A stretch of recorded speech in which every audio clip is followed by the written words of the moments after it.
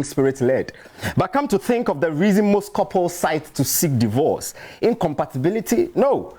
I just think it is just both of us feeling the boss. Each one wants to stand up. None will understand. Ego killing the man, and the woman cannot reciprocate the same love she wants with demand. I feel na wo be hwenim. Oto odomu na wo si obi afutu mwa. Medi na wo pe ala pass wa kofa car swa. It's not all about the professions of love and confessions of being there forever. Is it? If the love language isn't understood, obeja woho forever. Women aren't scam. When I open the Awaswani men through the streets of Accra on male wallet rampage, or say her love language is money, yet she is broke. Obibesia or no Accra, she doesn't speak her own language. Women or men are like the manna rule. You pick what you can eat. One you truly understand limits the desire to cheat. If she loves to talk, save all the chats with others and come home with tons of convos of movies she likes, or even just say Baumia, and you have a talk on and on it goes. If she loves to be touched, gets to work like a northerner. Some things money can buy or replace with a beamer. Ukraine is at war, yet a woman got the president to pose for Vogue. Don't joke. You would love the Putin missiles if you make her go rogue. See, in conclusion of the matter, she says she is arrow, you just bow. Understand her or his language. If it's Chinese, learn it now. Not when you wake and she expects a ni hao. Afena wu be so baby Germany when ni hao. I guarantee you a hell of a morning. You will be treated anyhow. Let's get this love thing working, people. I'm tired of seeing broken vows. The name remains Kobe Alexis the Spider. That's Pink's words. And okay, so I'm interested in a particular line that you mentioned there. That her love language is money, but she's broke. I didn't know Bekasa. Man come ma ubia. So obi obi love language money. Right. So it means you don't even speak your own language. Okay. It's something somebody just said that I am from Beshami. I just adopted into my poem. Right. Thank you very much. Thank you very much. That was Thank you so much too. Okay, viewers, and so it is time for Let's Talk Relationship. The topic for discussion is love language and emotional needs. How important are they? Do you even know what your love language is? As a couple, how do you communicate love with each other? Now, I was on the internet and then I chanced on something, that the 5 love languages, and then I found out that the person who wrote the book, The 5 Love Languages, he actually came up with that after countless, counseling with married couples and noticing a certain pattern between all the counselings that he was doing for these married couple. And he came up with the 5 love languages. And it happens to be that these 5 love languages have one way or the other helped people in their relationships and their marriages. But the question still stands. Do you know your love language? Have you identified your love language? How are you even going to do this? Today, my guest is Dr. Yaw Purby, who is Global CEO, the HUD Group. And we are going to talk about love language, emotional needs, and how to identify them and all that. And so viewers, get buckled up and then hop on this ride with us, because it's going to be very, very interesting. If you have any questions at all, our WhatsApp line is going to be activated. You can start sending in your questions. If you know your love language, you can share it with us. We are going to, talk about it. If indeed what you're thinking is your love language, maybe it's not it. And so we are going to learn from Dr. Yaw Purby. Good morning, Doc. Good morning, Sidua. Good to see you. Good to see you too. Are you from the mountains? I get that a lot, but really? I'm pure Ashanti. Oh, interesting. Yes, fantastic. Pure Ashanti. Okay. Now, Doc. Yes. Love language. What is it? Good question, and good morning to all your viewers. Well, love. Somebody was asked, what is falling in love? And the person said, it's the feeling you feel when you feel you haven't felt this kind of feeling before. Hey, okay. I think the person is a poet. There's something about love. Right. And I usually tell people, well, there are 3 aspects to love, the 3 A's. Love is an affect. Yes, it's an affection, it's an emotion, but it's also an attitude. And then it's also an action. And as we look at love languages, we really understand how come love is also an action. So, like you mentioned in your intro, Dr. Chapman realized in all his counseling that there are basically 5 ways that people like to express love and be loved. So that's basically love language, how people prefer to express love and be loved. Right. So sometimes I put it this way, I say your love language is how you love to be loved. Okay. How you love to be loved. Okay. Now, with time, but this book is 20 years old now. Yeah. You know, it became very popular. But with time, people generally use it for just how they express love.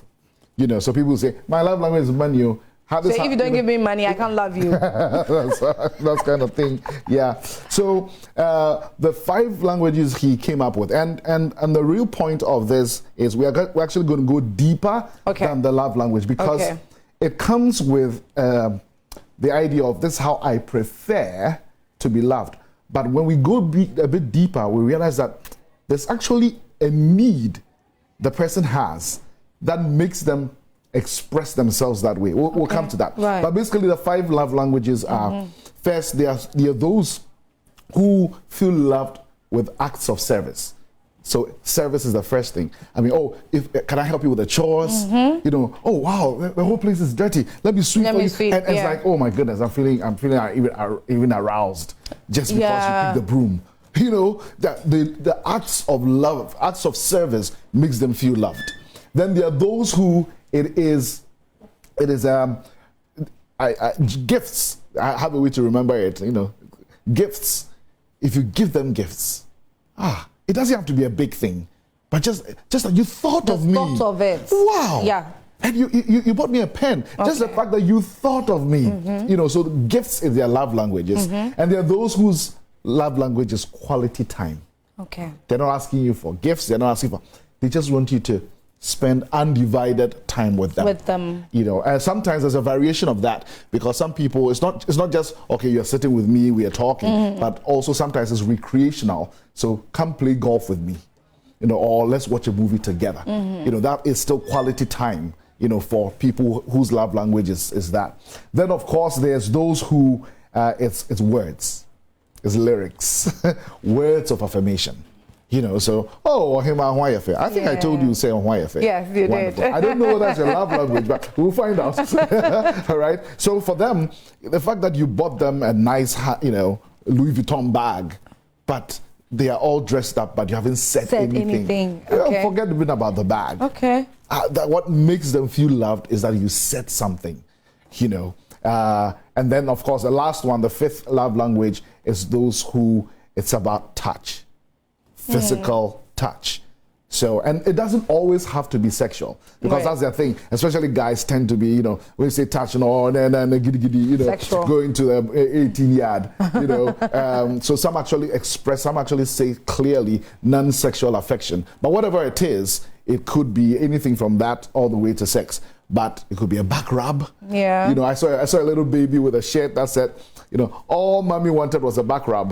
Should he ask for it? Exactly. All mommy wanted was a back rub, and then one thing led to another, thing led to another. So these are basically the 5 languages that Chapman identifies in his book. But one reason why this is so important is that we tend to give what we would like to receive.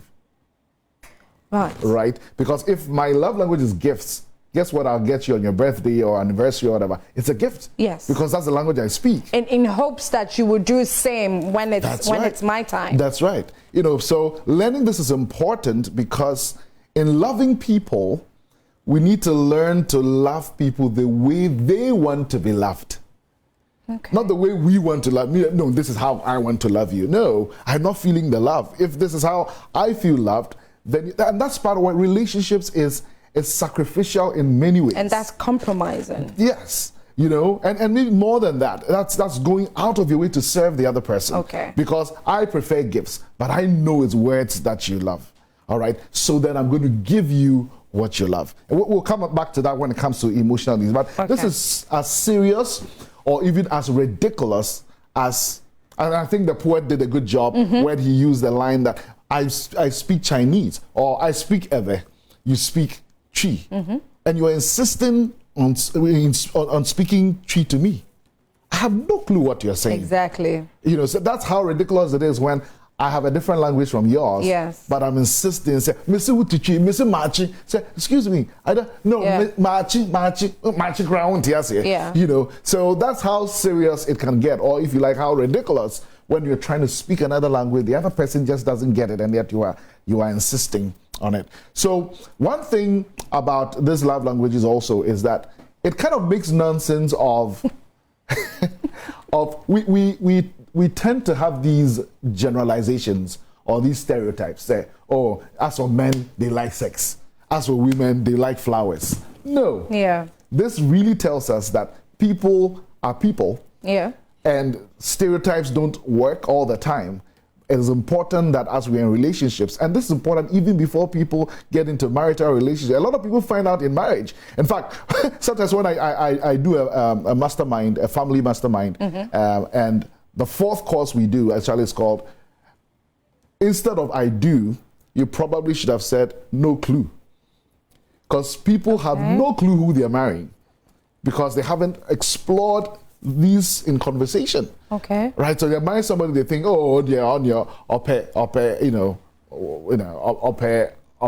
sex, you know. But maybe there's something that is more important, and we'll come to some of that because I want to give practical examples, even from my own life, you know, about these things. So love languages are much better than the generalization that we do. Men are from Mars, so this is what they like. Women are from Venus, this is what they like. But emotional needs go even deeper, and I hope that we can land there this morning. Is it okay for one to possess all these 5 love languages and wanting to experience all of that in a relationship? Wow, that's a really good question. That's a really good question.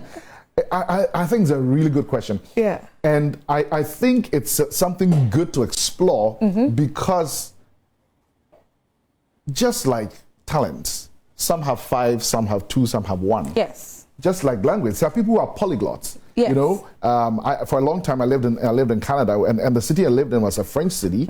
But for a while I pastored a Chinese church. Okay. That spoke English. Okay. A lot of the people in the church easily spoke 4 languages. You know, they would speak Mandarin, which is one kind of Chinese. They would speak Cantonese, which is another kind of Chinese, and then they would speak French, because it was a French city, Montreal, and they will speak English. You know, so I think in a way there are some who may have multiple. Yes. But it's also very important to be able to see what is your prime one, because even though you speak 4 languages, there's a primary language that even in your dreams, that's what comes. Okay. When you're waking up in the morning, that's what will come naturally. So I think that maybe there are people who may have a combination. Let's say top 2. Yeah. You know, but one will still be primary. How do one identify his or her love language? That's another. Yes, great questions. You'll make a great coach. Yeah. So one of the important things. So there are 2 main ways. One is reflection, self-reflection. Okay. Think about your own life. I can think about my own life and think, when do I feel most loved? When do I feel most appreciated? When that person brought the gift, how come I was not as excited? Because he brought the gift, it was expensive, but he dashed away and went to Dubai. Why was I so mad? Although this is a very expensive gift. It should tell you, it's not the gift that's your thing. Your thing is quality time. Quality time. So he brought an expensive gift, but because he, sped off, you didn't. So we all need to, and maybe I need to sound a bit of a thing here. I realize that our lives are so full. We are trying to beat traffic, trying to get water, find electricity. Many of us don't make time to reflect. And self-awareness is a key to success in life. If you don't even know who you are, how are you going to self-actualize when you don't even know who you are? So self-reflection is a big way. And there's actually a quiz that you can take online. So we probably can, put it on the maybe the Facebook link, so people can go and reflect on their lives and check, and know for themselves. The other is through feedback, because you could also ask people who are close to you, what do you think is my love language? And they say, oh no, I don't think it's this, because when the person spent time with you, you were like, yeah, but he's what do you call it? He doesn't have lyrics. He doesn't have vibes. So people can also give you feedback. But whatever it is, it takes time. We need to invest the time to find out how we've been wired and live accordingly.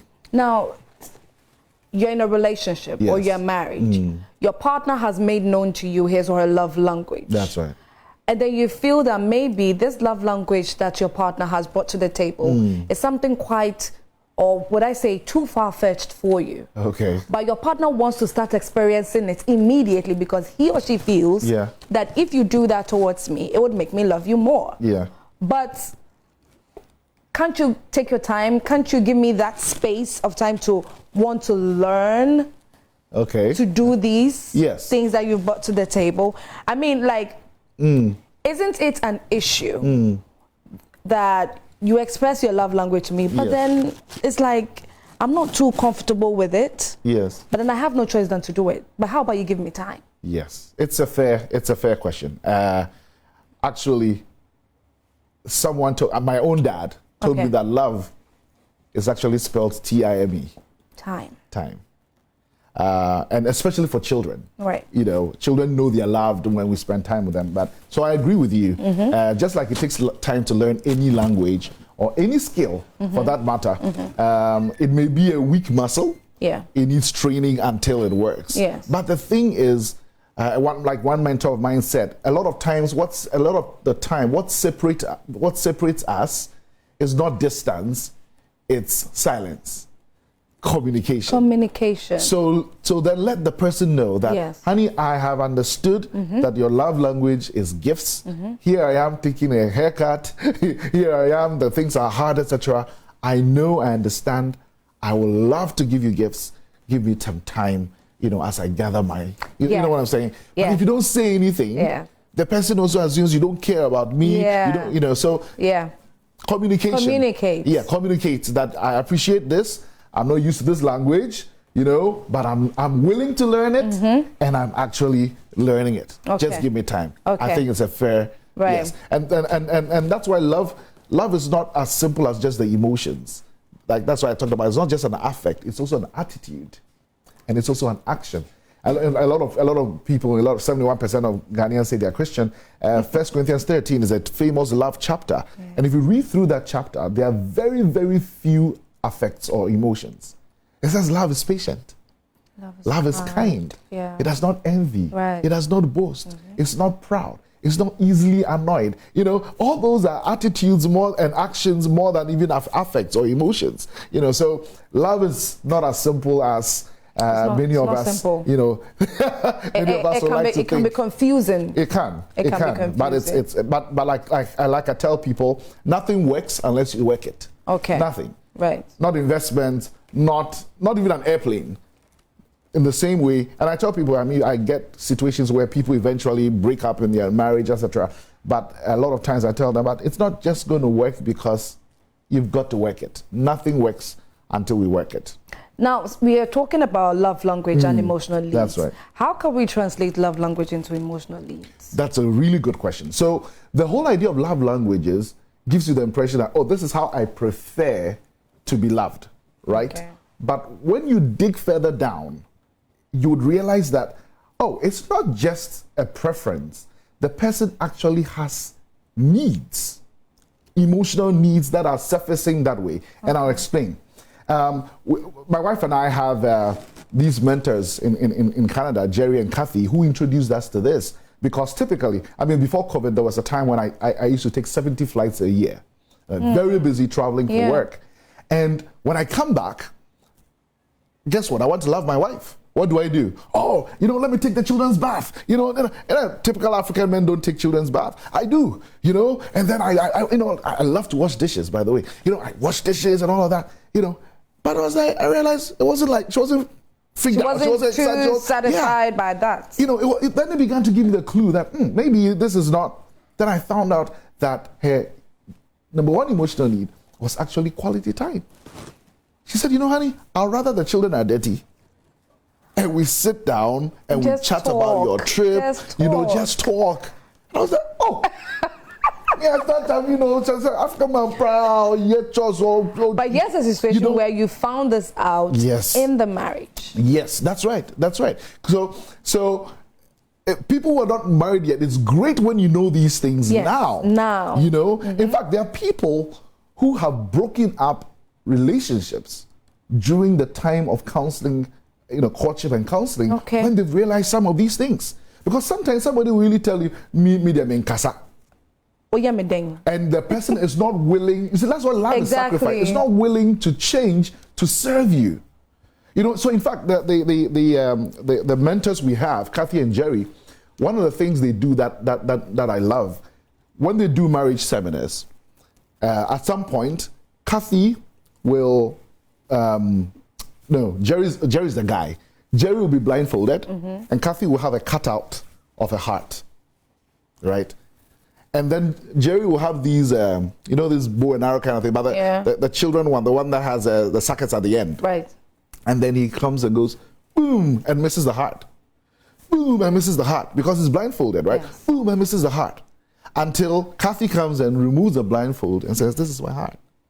And then it's like, boom, oh, of course, I hit it, Yeah. better than Cupid. Yeah, better than Cupid. But the point is, oh, honey, I've shown you how I love to be loved. And now the question is, will you love me this way? It's such a tender question. Honey, this is how I love to be loved. Will you love me this way? Because emotional needs are important needs that a person has that have been generated by their unique life profile. That's why I said it's not just preference, it's actually a deep thing.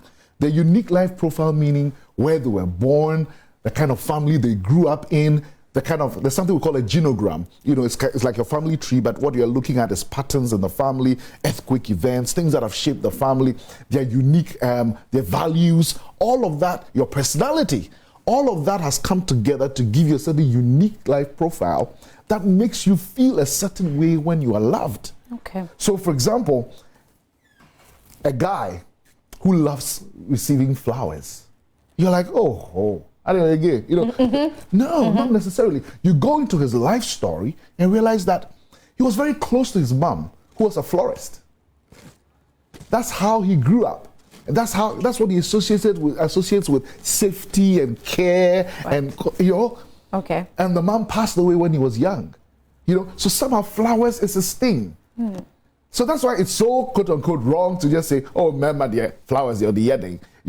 No. As like being quick to judge. That's right. Or saying that flowers are for women. Yes. Because his unique life profile has produced that emotional need where when you give him flowers, he feels loved. So this is important because when emotional needs are met, we have a sense of well-being. Yeah. Atoyim, peace, well-being.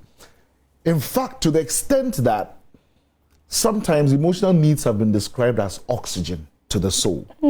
Oxygen to the soul. And as a medical doctor, I love that analogy because think about it. When anybody is stepping, if you had an oxygen tube, oh no, you don't even need an oxygen tube. Let me come and hold your. Oh, yeah. What are you going to do? Are you going to say, oh, please, gentlemen, would you kindly remove your finger? No, you go like, oh, exactly. That kind of thing. And so sometimes we've seen people behave that way in marriages. Because like, oh, I'm not going to marry anymore. And you go into it and you realize the person is suffocating. Yeah. Literally suffocating because something that, it's not just a preference, something that is unique to them, that makes them get oxygen, that makes them feel alive. It's not being provided in the marriage. And I could tell you people who, and that's also one of the reasons why, as human beings, if we put values aside, if we put Nyamishru aside, you don't care where you get the oxygen from. Okay. And that's actually one of the reasons for a lot of adulterous behavior. Because, for example, if my emotional need is respect, and I'll come to that. Actually, my number one emotional need is respect. Respect. I think it's with a lot of men. A lot of men. In fact, I think all men. That's the thing, though. Don't generalize, because some people's number one emotional need is sex. Okay. Even if you insult them, once you do that, they're fine. Okay, that's true. So, but for me, it doesn't matter how sexy you are. It doesn't matter if I feel disrespected, forget it. You're done. Forget it. Okay. So when someone else is providing you oxygen, I get it. And so, pastor, your wife is not giving you respect. Your number one emotional need is respect. And some deaconess is giving you, you know, yes.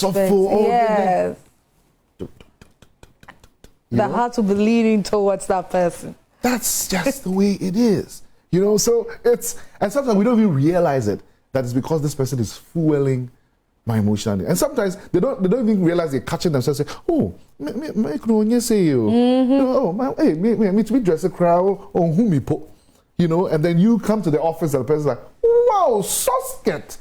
Wow, he's penny. You know, all of a sudden it's like, ooh, oxygen to the soul. Yeah. So we all need to be aware, you know, of what feeds our soul. And as spouses, as partners, do well to feed our partners with what they want. I can give you some examples. Maybe let's get into how do you find out. Should we get into how do you find out what the emotional... Before that, for somebody whose partner has, you know, he or she might have expressed his or her love language to their partner. Yeah. But the person says, like you mentioned earlier, this is me, this is who I am, take me as I am, I can't compromise. Yeah. This is me. And the person is expecting you to take him or her just as they are. How can one manage a partner like that or a spouse like that? Yeah. What exactly should they do they have to do? Well, first of all, I pray that's not your case. But secondly, it also means that the person has not come to understand what love is, because love is sacrifice. People just want love as you know, sex, love as, you know, chilling, love as, you know, goosey pimples. Yeah. But love is also sacrifice. And you may have to see, as a couple, you may have to see a therapist, you know, a marriage counselor, you know, to talk this issue out. It's possible, and the person realizes that. So for example, you are not even qualified to get married. That's why I said people break up during counseling. Yeah. Because somehow they'll tell you, look, I met a couple. The guy's number one love language is, and usually when it comes to emotional needs, we encourage people to give us their top 5 emotional needs. Okay. This guy's number one emotional need was sex. The lady's number one emotional need, none of the top 5 was sex. Was sex, yeah. And it's like, I'm not going to do this. And the guy's like, in fact, the guy came to see me because that he was getting all these vibes from, you know, other ladies in the university where he's studying, you know, and a wife wouldn't.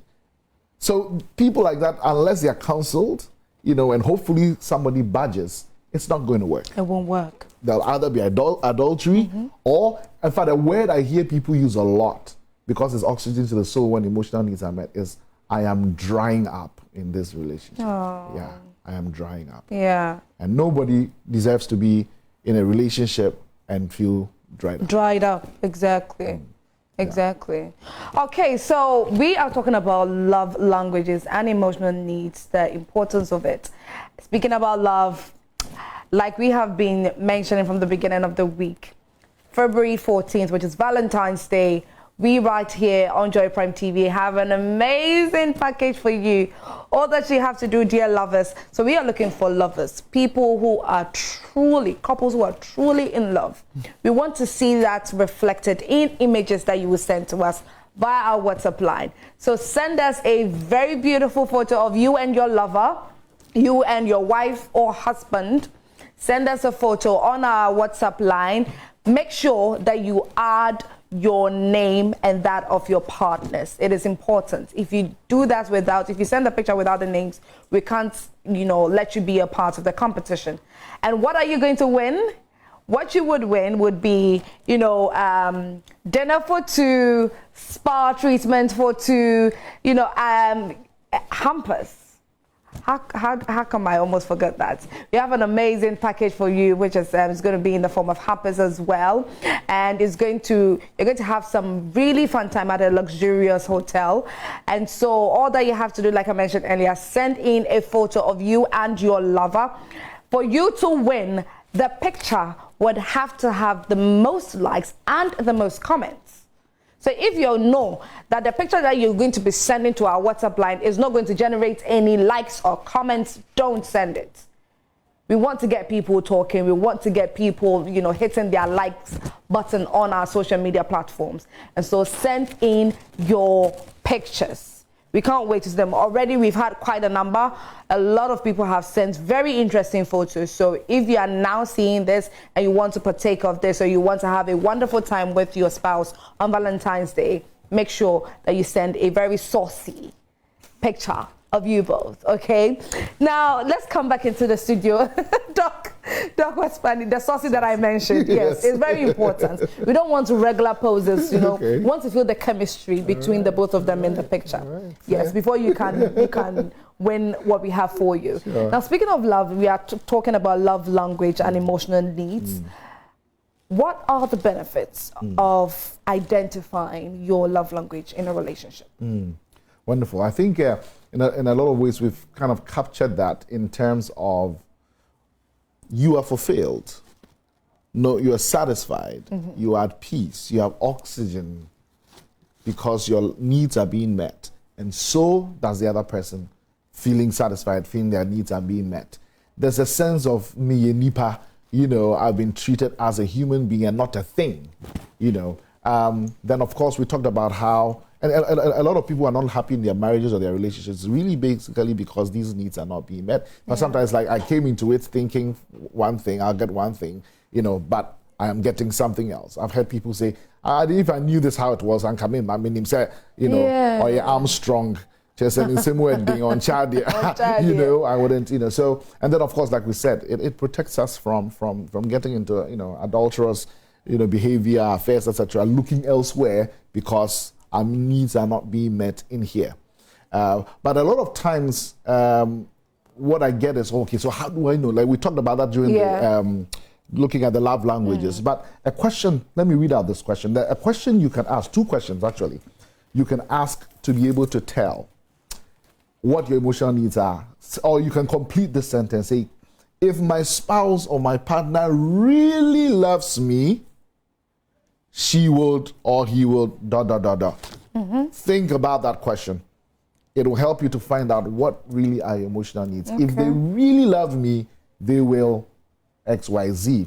Another way to look at it is the flip side. This is the positive way to look at it. You could also look at the negative side, which is to identify what things your spouse or partner does or does not do that frustrates you, all right, or that hurts you, that disappoints you. Okay. And so that's another way to look at it and say, perhaps I have a need in this way. You know, the way he talked to me in front of my mother, you know, that kind of thing. Then, you know, some common emotional needs are, like we talked about, respect, there's financial security. It is a real thing.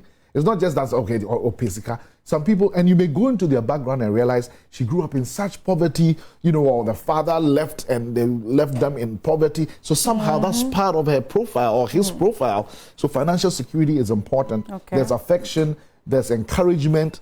Some people, when you encourage them, that is all. That is all. That is like oxygen to their souls. For some people, it's family commitment.